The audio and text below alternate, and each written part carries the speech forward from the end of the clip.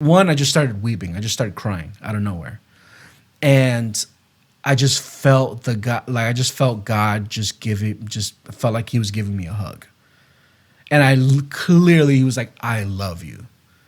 Wow. Just literally like, I love you. And then like, started dropping F-bombs because I was like, yo, what is that?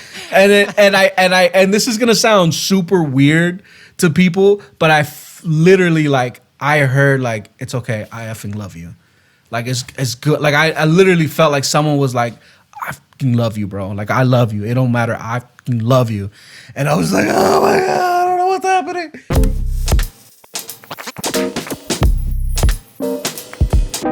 Welcome to the Wandering Son podcast.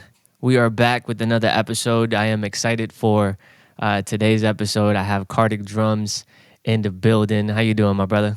I'm doing good, man. I'm doing well. I want to just take a quick moment, bro. If people don't know who you are, I actually just want to take a little, like, just a little flex time. And I want you to just mention some of the artists that you've worked with in the last couple of years. So I've worked with KB, Lecrae, Andy Mineo, Tedashii, Trip Lee, Social Club, Derek Minor, Cannon, Stephen Malcolm. On the Spanish side, I've worked with Almighty, Redimi2, Funky, Gabriel Rodriguez, EMC. It's a long list. Yeah, man. I have my own label where our artists, Tommy Royale Don Ryvcko. And so, yeah, there's some names, a few names I left out, but yeah. Bro, it's an absolute pleasure. Congratulations on everything that's been happening right now with the Spanish album, with Reach Records, with the Dove Awards, with just everything that's going on, how you're representing the Latino community. But besides all of that, man, what we're here for is obviously to talk about Jesus, to talk about what he's doing in our lives. Absolutely. And as I was driving here, I was just thinking a lot about, man, I got Cardec on the podcast. Like, you know, like what am I gonna ask him? Like, it's Cardec, you know what I mean? Like, I genuinely felt like that. And as I was listening to an interview just to try to get some like cheat sheets, and then I just shut it off, and I started listening to Francis Chan, and I started to listen to just the preaching. I started to just speak to God, and I started to get this view of eternity. You know what I'm saying? Of like, we could die today, like we can go today and none of this is going to matter. What's going to matter is our relationship with God and what we're doing for him. And so I'm excited in this conversation to be able to maybe give some insight to people that might not know that side of you, outside of the music. And so I would love to just start with your first encounter with Jesus, man. We talked about this off camera, but I love what you said, and I would love for you to repeat it. Yeah. Of how did that relationship start? Because obviously, a lot of people grow up in church, and a lot of people unfortunately don't have a real relationship until they have a moment. So, could you just give us some quick insight on what happened with you? How did you come to Jesus? Yeah, so I came to Jesus in high school, but I was basically born in the church. Like, my family was just in the church like 24/7, and I grew up like super Pentecostal, Holy Ghost fire, speaking tongues, all of that. We had Sunday service, Sunday night service. We had, a service every day of the week, and I was playing drums. I was pretty much playing drums in all of the services, just involved in everything. But it was more because I was born in it, it was just normal to me. It's just what you did. And it was more of like, you would see all these crazy things happening and people, being prophesied. And to me, it wasn't like, oh my gosh, like they just prophesied into something. And then it was more like, yeah, whatever. It was just like I was numb to it. And because of at the time, the church that I was at, that I grew up in, they became this huge church. I don't want to say mega church, but this huge church, at that, they just grew and they started doing, like online services, which now every church is doing that. But in the early 2000s, it was like the fact if you had like multiple cameras and you were like broadcasting online, that was like a big deal, right?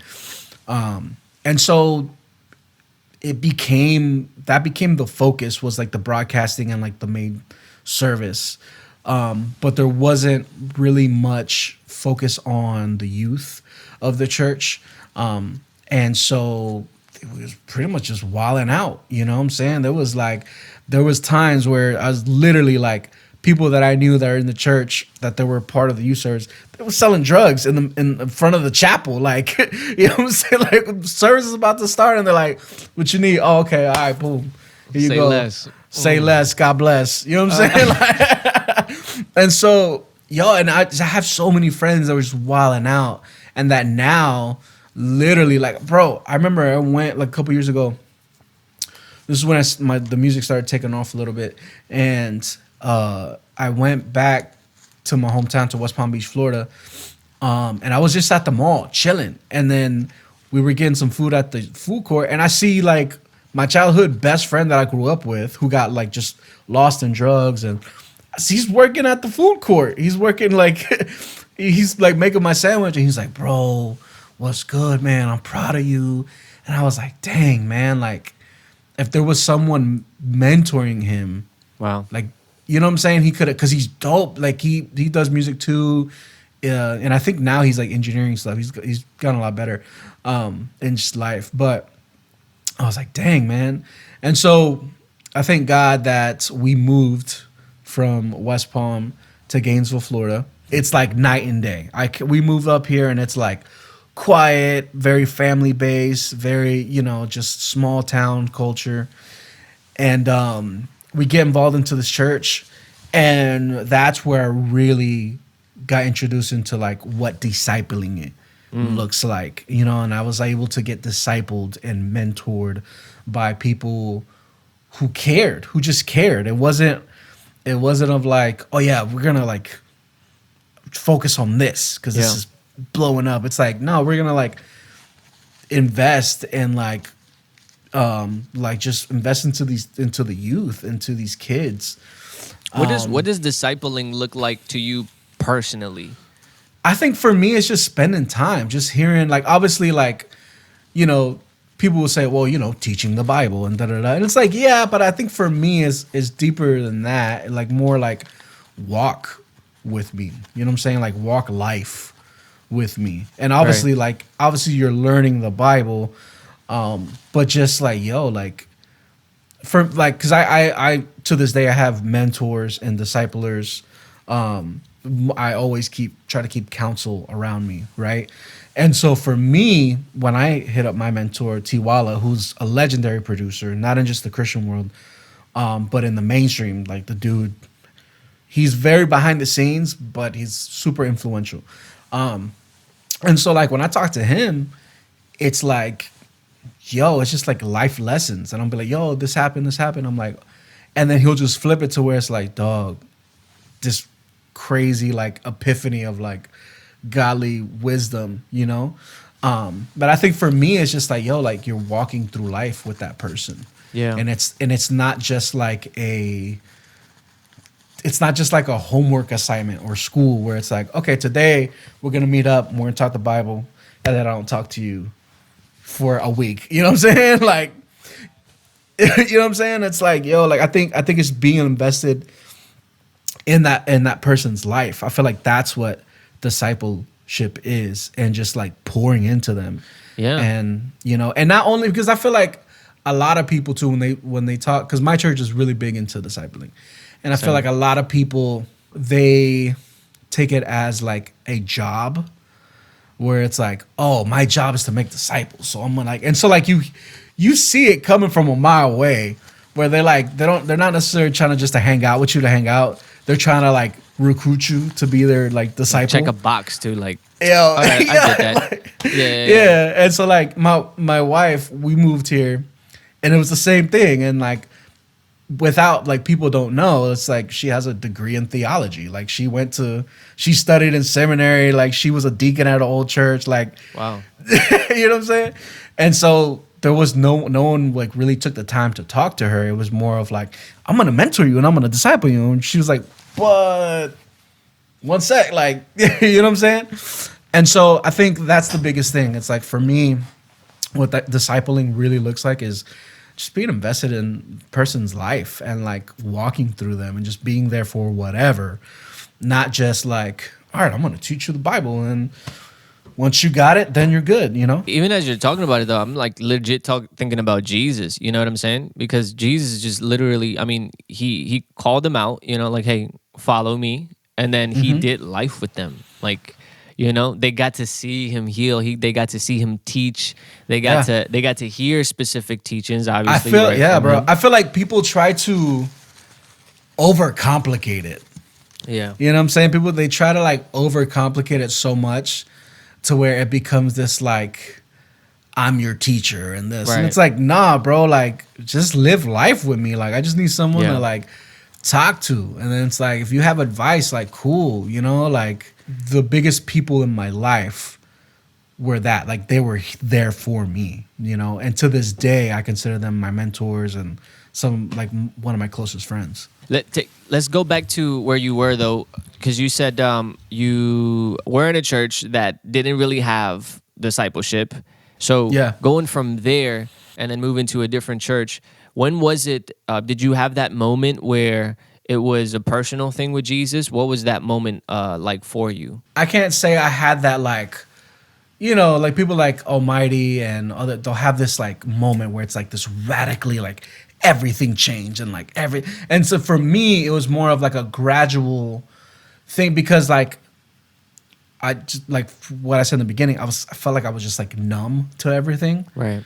And I was like, yeah, God, whatever, yeah, that's what he does, like this, yeah, like he heals people, like, you know, limbs grow back, whatever, yeah, you know what I'm saying, like where you're hearing me saying, you're like, what, limbs growing back, like what, and I'm just like, yeah, whatever, you know, right? And so for me, it was more of like God taking his time and just like loving on me and just having people around me that cared about me. To like when I was in high school, I just felt like, and there was, you know, we would do like the retreats, the youth retreats and the youth conferences, to where it's like, yo, I felt his presence, you know? Yeah. And it's where it's like, all right, bet, like this is it, you know? Yeah, and there's always times, dude, that like I feel like reminded, you know, because when you're trying to make it in a career, especially like in just make it as a musician, right? Yeah. Like, you know, before I got married, I was living in California. I was about like 45 minutes away from LA, and just trying to make it, right? And I remember I woke up one day, I was just angry. I was just upset. I don't know why. I was just wake up upset, you know? And so I was like, I was late for church, and I'm like, all right, whatever. Let me just go to church. And I just, you know, the normal thing to do is put on worship music. I just put it on to put it on. And dude, as I'm driving, I just started weeping. I just started crying out of nowhere. And I just felt God just felt like he was giving me a hug. And clearly, he was like, I love you. Wow. Just literally like, I love you. And then like, I started dropping F-bombs because I was like, yo, what is that? and this is going to sound super weird to people, but literally like, I heard like, it's okay, I effing love you. Like, it's good. Like, I literally felt like someone was like, I fucking love you, bro. Like, I love you. It don't matter. I fucking love you. And I was like, oh my God, I don't know what's happening. You know? And it's crazy. And so whatever people, I don't know, they might talk crap about it, but that's what I heard. That's what I felt. And to this day, like, I will never forget that moment, because it was literally a reminder of, like, you know, it's like sometimes you like forget, like, you know, you're still walking with the Lord, but you just forget. And it was like a reminder of like, remember that one time in high school that you felt like this? Like, I just remind you, like, I'm here and I love you and I'm always going to be here. You know what I'm saying? How crazy is it though that just those simple words, man, when it comes from Jesus, like that, I love you, because it's so common now on the podcast, like that I'm interviewing people and their encounter with Jesus is literally him pulling up, saying I love you, and then they're broken down. You Yeah. know? Like how it's just interesting to me as I'm seeing the pattern of just how his embrace and his I love you, like how it's just different from like the world's I love you. Well, because you know what? I think what it is, bro, like, love is hard to find, bro. It's true. Yeah. People search for love. And especially now, bro, in today's world, and like there's a lot of people that come from brokenness and try to find love in that brokenness. And so like you literally like all you want is to hear those words. Like honest, like you want those people, you want people to like mean those words. So when you feel that from, when you feel the Holy Spirit and you feel From the who God, is like love? you know what I'm saying? Yeah, like the ultimate creator of all things, the creator of love, the creator of everything. When you feel that, you're just like, it's just like this. You can't. It's unexplainable. That's why I was just like dropping F-bombs because I didn't know. I was like, yo, what the, and even then, I'm like, yo, I'm cussing. This is crazy. But then even then, God was like, okay, like, and it's how I take it. Is God's like, this is how He communicates. Let me communicate the way He communicates. Yeah. I'm gonna meet you there. Whether people think it's wrong, it's like I'm gonna meet you there. So like, oh, it's okay. I effing love you, bro. I Yeah. love you. Just stay here. And like that, I'm like, dang, like, it's just like I'm just in awe. You know what I'm saying? I love the honesty because though you are putting it in your own personal experience, again, that's another pattern that I'm seeing where God is meeting you wherever you are and in whatever position you're in. And that's what Jesus did, right? Like Jesus literally came into the world to our level to meet us where we are at. So that's literally what He does. And so like is beautiful. We obviously started with like discipleship, and you were talking about discipleship, and I told you that one of the first times that I heard about you was through Joseph, right? Through Don Ryvcko. Right. And when I first started to notice your name and I started to see it in different places in different songs, one of the immediate things that I thought about was that discipleship, and something that the Lord put in my heart, and I wonder if you share in this and if He's revealed something to you, that I believe that artists specifically need a special type of discipleship. And by special, I mean that people who are specifically focused on them, on artists, right? Because I believe we all go through struggles, but it can be very different from what a musician is going through somebody who is not on that spotlight, right? And so what has God revealed to you when it comes to discipling artists? And I would love for you, even before going there, I would love for you to give me that. You mentioned that music is not your ministry, but discipling is. Right. So let's start from there and then go as to what He's revealed to you of the importance of discipleship. Yeah, man. I think because I've been in this industry for a while, going on almost 10 years, and even before that, being a musician and just playing drums, playing music my whole life. Started making beats in high school, all of that. And so for me, what I've learned is like, dude, music is my passion, and it's a gift that God has given me. And I can use it to, spread God's love and His message. But I don't think it's my ministry, because if God takes music away, then that means my ministry, He took my ministry away. Does that make sense? So when I look at it, I'm like, that doesn't make sense. So if God says, I want you to stop doing music, and you as a man of God who follows Jesus and is gonna listen to God, that's good. Then you're gonna say, well, but music is my ministry. I was like, well, is it? You know what I'm saying? So like for me, the goal, the core is make disciples, make God's name, Jesus' name known in the world, and pay it forward, right? That's it. So like that is what my label is about. That's what I'm about. And yes, like we make music with a godly heart. We make sure that our music is biblically sound, even though some people might not agree. But we try to make sure that everything we put out, it's like we're good with. We've prayed on this. We've gotten counseled by everyone. And yeah, man, like I think my ministry is this. My ministry is the one-on-ones with people. My ministry is my son, having an amazing relationship with my son, with my wife, with with the people that I interact with. You know what I'm saying? Like being just a man of God, walking with, walking like a man of God, of what it is to do that. Do business right. You know what I'm saying? There's so many people who are in the music, you have a music ministry, but then like they're terrible at business, or they'll try to do business with someone and they'll jip them. We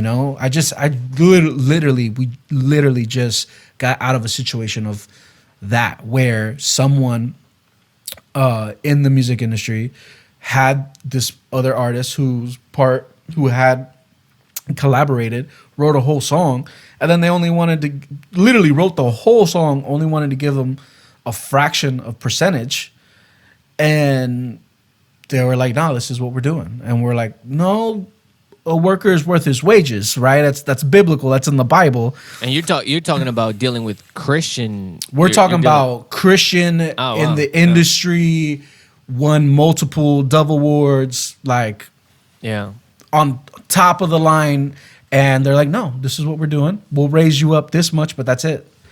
And then we're like, dang, man, like, what? How, And how do you take that, bro? Like, because it's easy for somebody to take that and then be bitter, and then even be turned away from from God sometimes. Yeah, man. For a long time, I was bitter. I remember, dude, I was touring with this artist. His name was Dominic Bally. He does like reggae. It was like reggae pop, rock type stuff. Yeah. And I was touring with him. I was playing drums for him. And so we would always just talk trash on the Christian industry and on the Winter Jam tours and this and that, and like, Christian worship musicians aren't real musicians, and da-da-da-da. And the funny part is that when I started, I got married, I left that gig, and I started touring with Andy Mineo. And that whole experience was literally like, in a funny way, God making me eat my words, because I leave that gig and then I just fully just get immersed in the Christian industry, like doing the winter jams, playing at the biggest, conferences. And I'm like, yo, this is super legit. This is super professional. And I'm like, and then in my background, I'm like, oh, I just see God as like, yeah. What were you saying a couple years back? And even then, bro, I remember talking so much crap about the devil. It's like, oh, the Dove Awards, that doesn't mean anything. Da da da da. And then I'm like, I got two, and I'm just like, oh my God. And so it's just like God was just humbling me. Like it's literally like every time I was on the road, it was just like me getting humbled and humbled and humbled. I would trash so hard, and I would complain about CHH, and then I just like felt like God giving me like a stern talk to of like, yo, you talk all this crap, but then again, like all of your income is coming from this music. So like, what are you doing? Like it's like a spit in the face to me, while you're making a living off paying your bills off this music, but then you like trash all these artists and talk all this stuff and talk behind people's backs and say, oh, this person's no good, don't ever work with him because he didn't pay me that one time. So I felt guys like, what are you doing?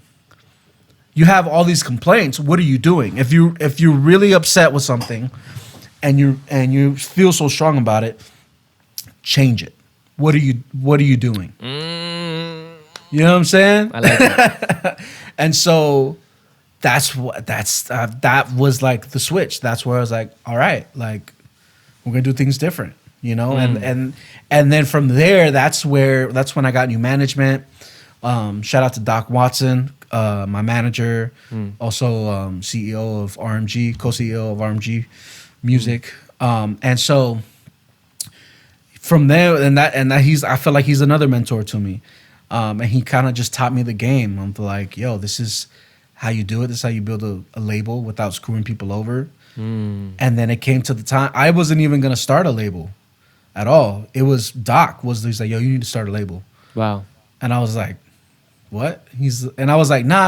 Like, I don't want to start a label. I think let's just like, why don't you just do like a RMG Latino, and I'll just like, I'll just like develop your artist. He's like, no.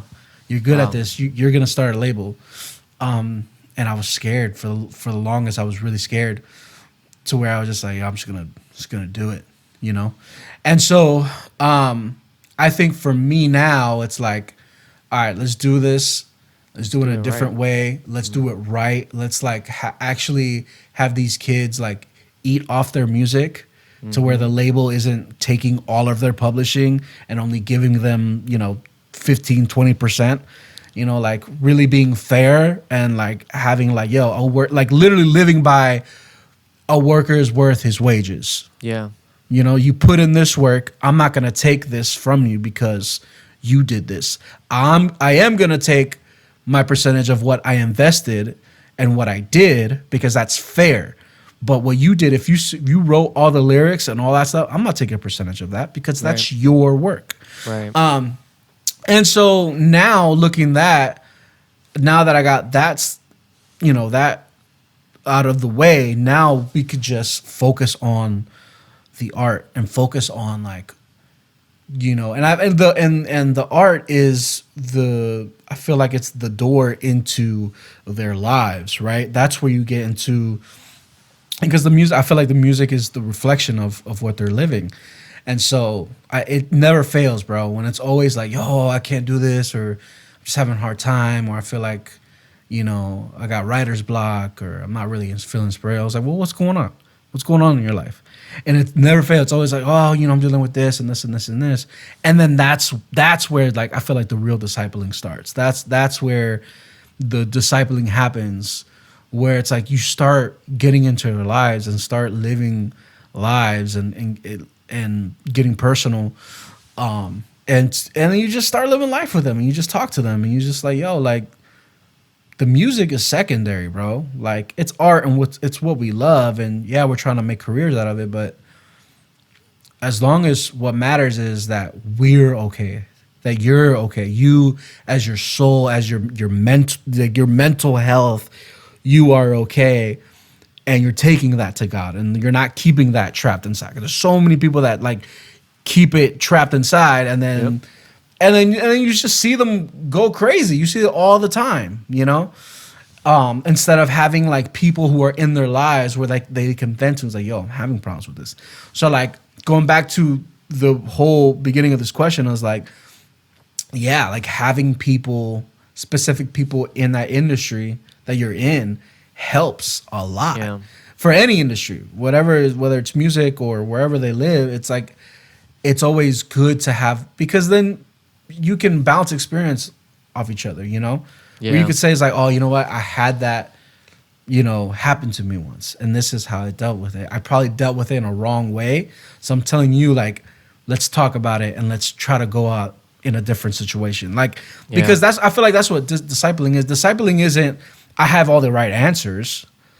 For me, it's like, I failed when this happened, and so now it's happening to you. Let's think about it in another way, and let's try to like see how we can go without doing what I did, right? Because I feel like that's what wisdom is. Wisdom is like, I can't tell you what the right thing to do is, but I know for a fact I did the wrong thing. So let's not do the wrong thing.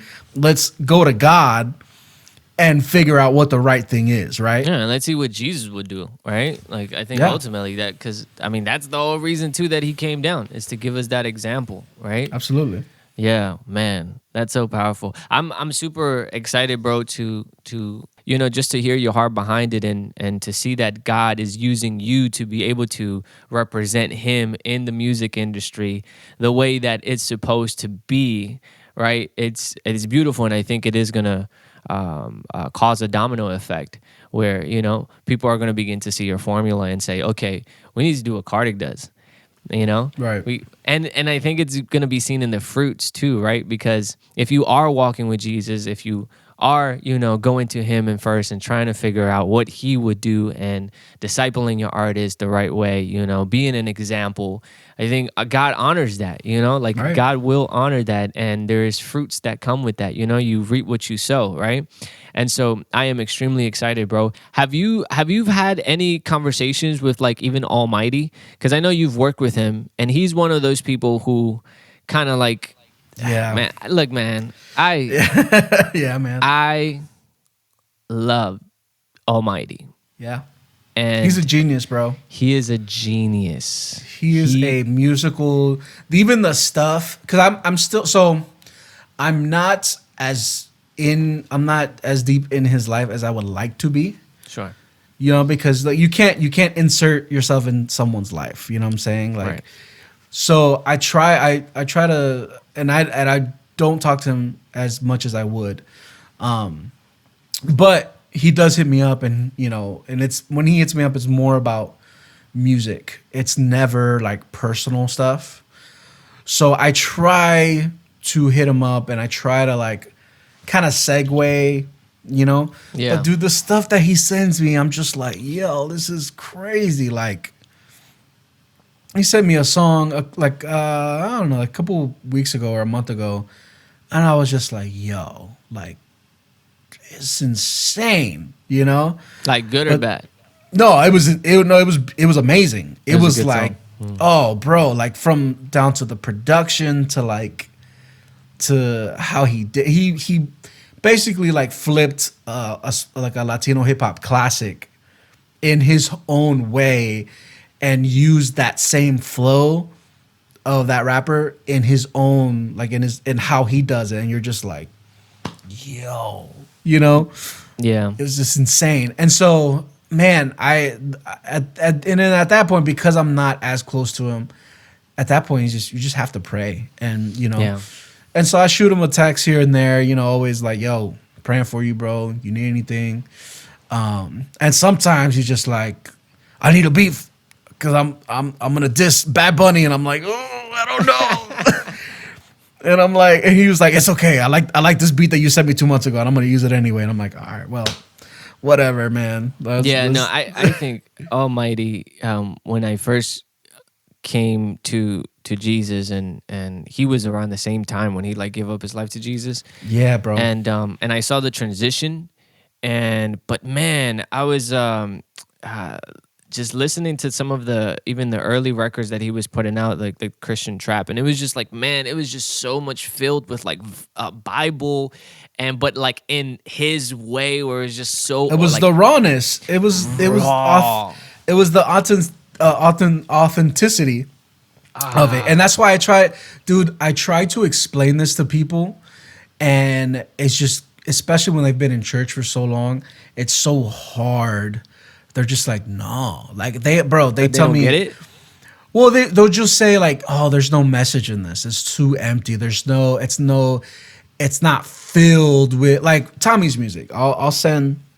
Every time we make a new record, I always send it to people just to get a vibe, because I think, and the reason why I do that is because it would be unwise for me just to think everything that we do is dope. True. Because as an artist, you're gonna love everything that you make, right? You're just gonna love it because you made it. You feel proud of that, and you're like, man, I spent my time and my effort, and I made this, and I'm proud of this, and I love this.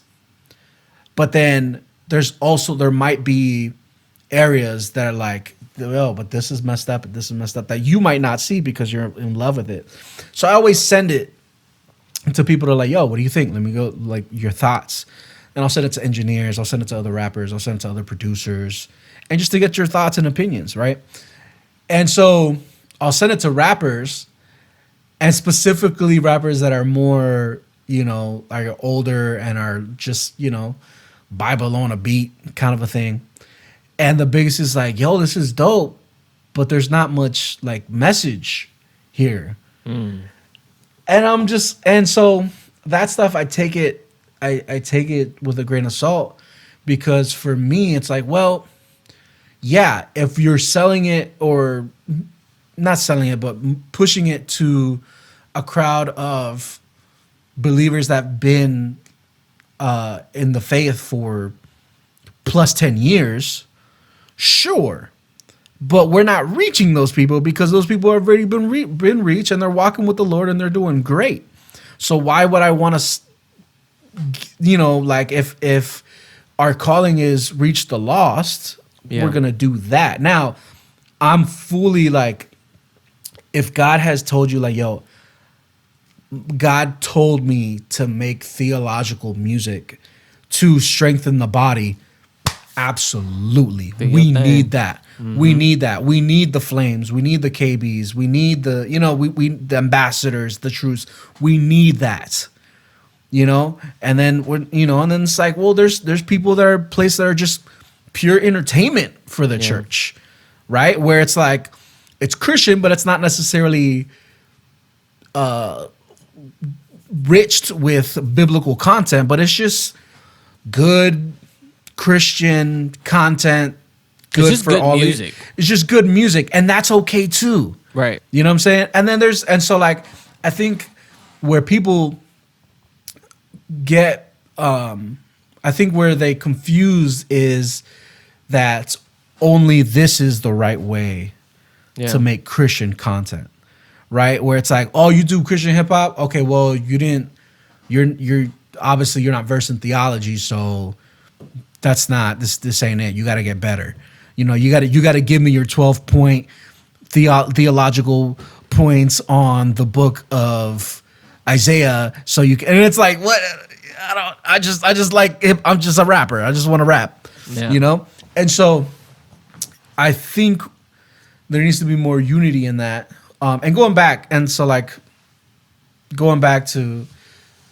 your question, I think the reason why we're like, yo, the Almighty was dope, is because it's not being corny. It's the fact that he's finding this, he's finding God. He's finding this content, which is the Bible, this new literature that's like pouring into his life. And the only way he knows how to do it is how he's done it for all his life. And that's beautiful. So but also like when he came out with like Arpa, you know what I'm saying? Mm-hmm. Like that joke, crazy. Smacked. The one that you produced too, what is it called? That was Filipense Uno Se, yeah. Crazy, right? Redimi2, yep. But then also like right now, to me, bro, I'm gonna keep it a buck. I'm gonna keep it a stack. To me, it's principalities, man. Everything is coming against us, man. Like, right. Puerto Rico is known for witchcraft. Latino America, period, is known for witchcraft. If the devil knows that you're making music that is gonna impact people like me, like people who are like right there on the edge, right? Like what you're saying, he's gonna come against that. And I believe, in my personal viewpoint, like I believe he's under a lot of attack. And I think it goes back to discipling, bro. Exactly. It goes back to discipling when you don't have people who get you, understand you. Not only, right. I'm not just talking about like, you can't be almighty and then go to a pastor who's just like straight up conservative Pentecostal, right, that's against hip hop, and learn from that. Right. You know what I'm saying? And so and in Puerto Rico, there's a lot of like legalistic, in the church. That's just what it is. And so it saddens me because there's no one like really pouring into him. There's just a lot of people of like saying what's wrong with Almighty, but not going to him and say, yo, we know what's wrong. How are you? How can I help you? Yeah. Like, let me just hear you out. And I think that's like the loose screw. That's like the missing link, is that you have everyone telling you what's wrong, even the Christian rappers who are like his friends, they're acknowledging what's wrong, but then instead of just saying, yo, like, what's going on? Like, just let me just live life with you. They're saying, you wilding out. You got to get better, and you got to. And of course, when you're like, people don't like hearing that you're wrong, that you're doing wrong. Automatically, you'll be like, well, forget you. I know that I had a encounter, because that's where he's at. I have encountered Christ. Christ is in me, and I know God, and I know He's real, and He's just trying to figure out what is true. And so for him, it was like, because dude, every day I'm listening to whatever's happening with him. Yeah. And he's literally like, this is who I am. I don't think this was wrong. I'm reading the Bible and I don't see anything that this is wrong. But then there's no one in his life saying like, okay, cool, let's go to the scriptures and be like, okay, technically this isn't wrong, but do you see what you're doing with this? And breaking it down. And he just doesn't have that person in his life, you know? And that person needs to be someone that's like in Puerto Rico with him every day, like living life with him. And it's just a lack. I just see it as a lack of discipleship, bro. And that's for me. That's why it's so important. That's why all my artists, it's like, it's a family, bro. It's not a label. It's discipling. It's living life with them, man. Regardless of what they're going through, like the music is gonna come and go. You know, that'll always stay here. You know, Almighty can leave. He did that. He was silent for like a year. You know, and came back, and it was like, oh, Almighty's back. Almighty's back. And everyone was in his corner, but then they're like, oh wait, there's still something wrong. You know what I'm saying? But they just stay there. Something's wrong. Something's wrong. Something's wrong. We know something is wrong. What are we doing to help? The same thing. Something wrong is in the Christian industry. What are we doing to change that? No one wants to make the change. They just want to acknowledge and complain. Oh, this guy is wilding out. And then, okay, what are you gonna do about it? Right. What are we doing? Like, are we actually gonna make a change, or are we just gonna sit here and complain? Because it's easy to complain. People love complaining, but what are you doing? What are you like? Are you praying for these people? Are you like writing something to them? Are you sending them a message? Something? Because if you just keep complaining, I guarantee you it's not going to change. If I have a dirty pile of dishes and I just keep complaining about the dishes are still going to be there, dirty. Mm-hmm. You know what I'm saying? And it'll pile up, you know? Like, I think even with that, like, with using our mouth, you know? Like, if we're just using it to speak bad, to speak, to complain, to curse, then we're just literally amplifying that, you know what I mean? And he's going to get worse because he's going to feel, he's going to get defensive, and he's going to even wild out even more, because that's my nature. My nature is to... is just to like, yo, when someone calls me out and says, you're doing this is not right, my first instinct, my first reaction is to be like, all right, bet, well, I'm going to do it even more to piss you off, because, you know what I'm saying? And that's fully like carnal. Yeah. That's straight in the flesh, but that is my first reaction. Because there's a lot of times where I want to react. Yeah. Right? There's a lot of times where I just want to like just clap back hard. But as a man of God and wanting to love on people, I don't. I sit back, I take a second and be like, no, that's going to be really bad if I say this, right? Even in my marriage, there's something, you know, something happen, and then I just, you know, it'll make me mad, and I'll be like, want to say something slick, but I'm like, I want to sleep in my bed tonight. Yeah, I don't want to be in the bed. Like, I don't want to sleep outside in the dirt. You know what I'm saying? Get humbled real quick. Right. So I think the biggest thing, man, and it's just discipleship, bro. It's just lack of discipleship, and it's so easy to say that, but man, finding that person to really live life, and that's gonna let you in as well, you know. It's hard, man, but the biggest thing that we could do is just pray, you know, just pray for him. Well, I love that in itself, because that's where I was gonna take it back to, that you know, you said with Almighty, I just pray for him. You know, if I'm not getting that in from him, then I'm just gonna pray for him. And I was just thinking about, you know, how so many times, and I'm guilty of this, so many times we think about the person and we think about what they're going through, Right. and we even think about the wrongs, you know, like, man, they could be doing this better. And then we continue on with our life and we don't take time to pray for them. You know what I'm Right. saying? And so if you don't mind, bro, I actually want to take a quick time right now, and I just want to pray for Almighty. Yeah.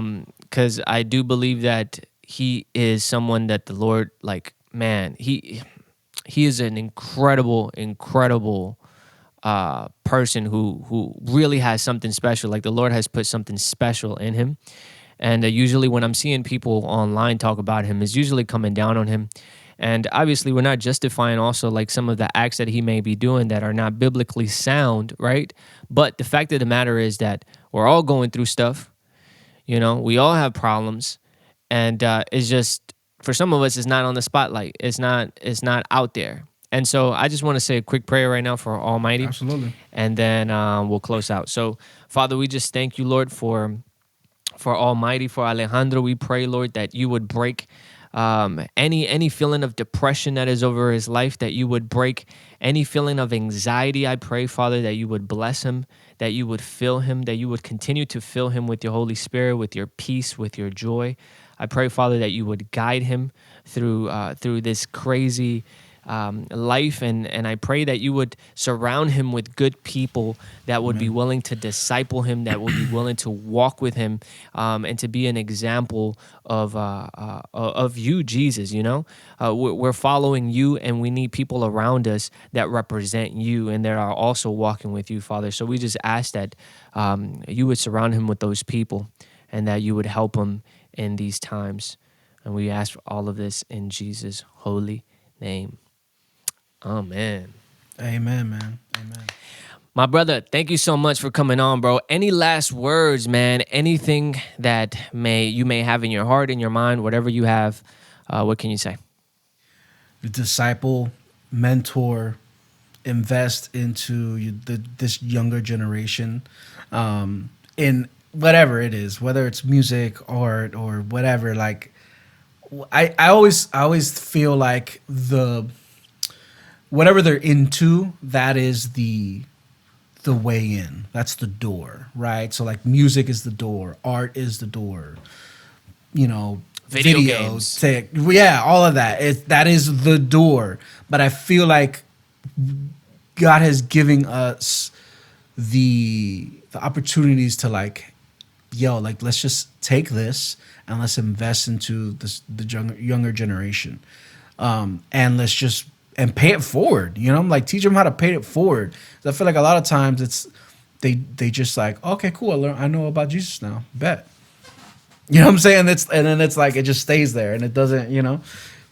And I would just say that, man, just like, let's just continue to walk, you know, like men and women of God, and spread love and grace.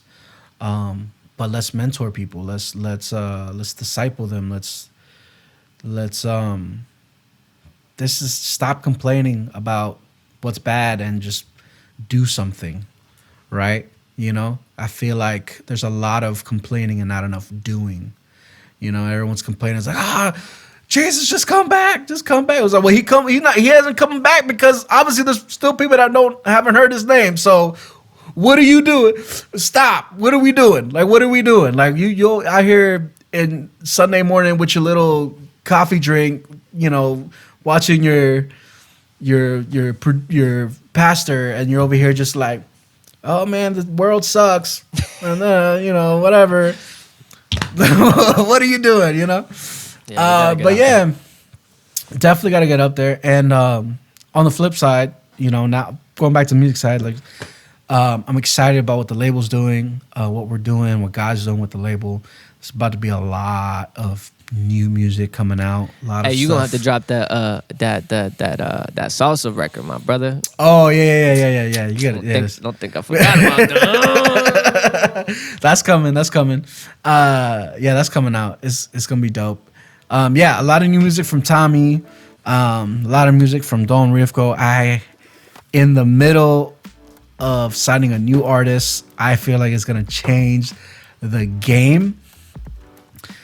It's gonna be amazing. And so yeah, man, a lot of new music from the label, a lot of new music that I'm working with artists, and it's good. I feel good. It's gonna be good. Awesome, man. Thank you so much, bro, for anybody who's tuning in, whether you're tuning in from Spotify, Apple Music, YouTube, you can catch in the description below, you can see all the links needed to be able to see what Cardec is doing, to see what the label No Apologies is doing. I highly recommend that you guys check them out. I'm personally a fan of Don Ryvcko. I'm personally a fan of Tommy Royale. There, to me, are some of the go-to artists that I go to get some really good music, and that is coming from spirit-filled young Christians, which is beautiful to see. So I encourage you guys to support it and to just go see what they're going on, because what they're doing, because is really beautiful, and I believe is going to change the game and just cause a domino effect. So encourage you to check them out. Thank you so much for everybody that's tuning in. We'll be back next week with another episode. Appreciate you guys. Peace.